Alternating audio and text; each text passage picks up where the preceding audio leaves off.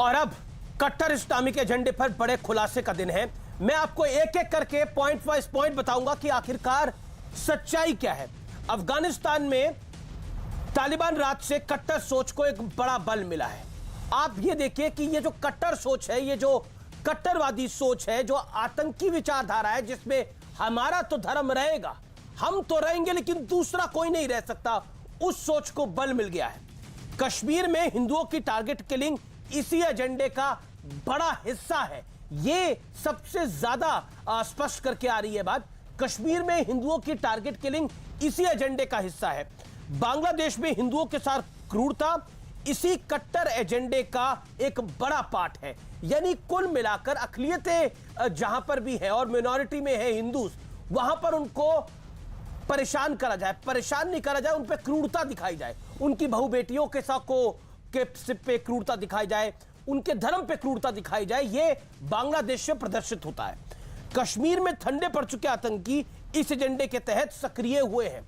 इसके अंदर ये ग्लोबल आप देखिए ग्लोबल नैरेटिव बनाने की कोशिश हुई पहले कि कश्मीर की जो 370 की समस्या है वो जो है 370 जो है वो ग्लोबल समस्या है, एक नैरेटिव बनाने की कोशिश हुई। हमारे यहाँ के लोग भी उसमें लगे हुए थे।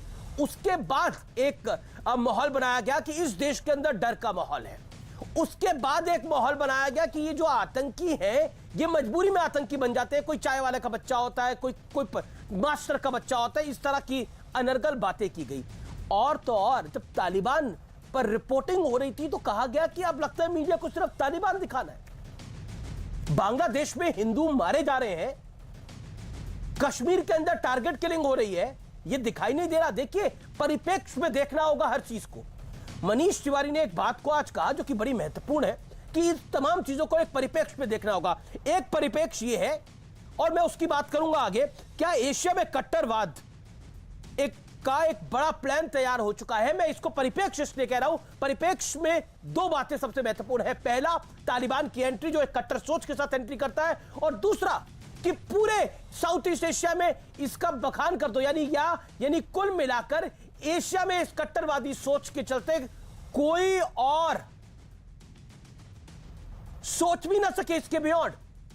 बांग्लादेश में स्थिति देखिए, कश्मीर में आप स्थिति देखिए, जो जिस तरह से टारगेट किलिंग हो रही है, सिर्फ हिंदुओं की नहीं, सिखों की भी टारगेट किलिंग वहां पे हो रही है। मेरे साथ बात करने के लिए आज कौन कौन जुड़ रहा है? मेरे साथ डॉक्टर सुधांशु त्रिवेदी हैं, बीजेपी के मेंबर ऑफ पार्लियामेंट है। इस चर्चा में उनका स्वागत है। प्रवक्ता भी हैं भारतीय जनता पार्टी के। मेरे साथ सुशील पंडित हैं, कश्मीरी पंडित भी हैं, अपनी बात को रखेंगे। मेरे साथ आज की इस चर्चा में इमरान नबी डार साहब जुड़ रहे हैं, प्रवक्ता है नेशनल कॉन्फ्रेंस के, उनका स्वागत है। मेरे साथ सलमान निजामी है, अभय दुबे हैं कांग्रेस पार्टी के। मेरे साथ इस चर्चा में तस्लीम रेवानी है एसडीपीआई के। आप तमाम लोगों का स्वागत है। लेकिन सुशील पंडित, आज की चर्चा की शुरुआत में आपसे करता हूं। देखिए ये हमारे सामने है कि कट्टर इस्लामिक एजेंडा जो तालिबान से शुरू होता है और जिसकी सबसे बड़ी लड़ाई कश्मीर में है, और उसी की परिपाटी हम देख रहे हैं बीते कुछ दिनों से। जी सुशील जी, बीते कुछ दिनों से नहीं, पिछले 3 दशकों से आप वहां पर यह खूनी खेल देख रहे हैं। और इन 3 दशकों में आजाद भारत के अंदर इन्होंने लाखों हिंदुओं को अपने घरों से, अपनी जमीन से, अपने पूर्वजों के परिवेश से, अपनी संस्कृति से उखाड़ फेंका। और ये काम 90 करोड़ का वह देश 1990 में था, 15 लाख की फौज का देश, 800 सांसदों की संसद वाला एक चुने हुए प्रधानमंत्री के होते हुए, supreme court, high court, session court, magistrates और ये न्याय व्यवस्था होते हुए, पुलिस, पैरामिलिट्री होते हुए, एक जीते जागते प्रेस के होते हुए, पूरी दुनिया में मानवाधिकारों की घोषणा के होते हुए, हमारे देश में यहां तक कि मानवाधिकार आयोग और न जाने कैसे कैसे संस्थानों के होते हुए होने दिया गया, और आज तक इसको लौटा नहीं पाए हैं। ये विवशता देखिए व्यवस्था की जिहाद के सामने। मेरा देखिए, बिल्कुल और जो आज भी 1990 के बाद कश्मीर से में- हुआ, जो 1990 में हुआ, वो बिल्कुल बहुत दुखद है, इसमें कोई दो राय नहीं है। लेकिन मेरा अभी इस समय पॉइंट ये है कि जब से तालिबान का गठन हुआ दोबारा, हमने देखा कि एक नैरेटिव विच इज जो कि कट्टरपंथ का नैरेटिव है, उसको चलाने का प्रयास हुआ, और उस नैरेटिव के तहत बांग्लादेश में हिंदू प्रताड़ित, कश्मीर में हिंदुओं की टारगेट किलिंग हो रही है। यह मेरा पॉइंट है। सुशील जी। नहीं, आपका पॉइंट बिल्कुल सही है, क्योंकि तब भी जब हम निकाले गए थे, रूस ताजा उखड़ा था अफगानिस्तान से और वहां मुजाहिदीन आ गए थे। वहां पर ऐसी ही ताकतें तब भी काबिज हुई थी, ताजी।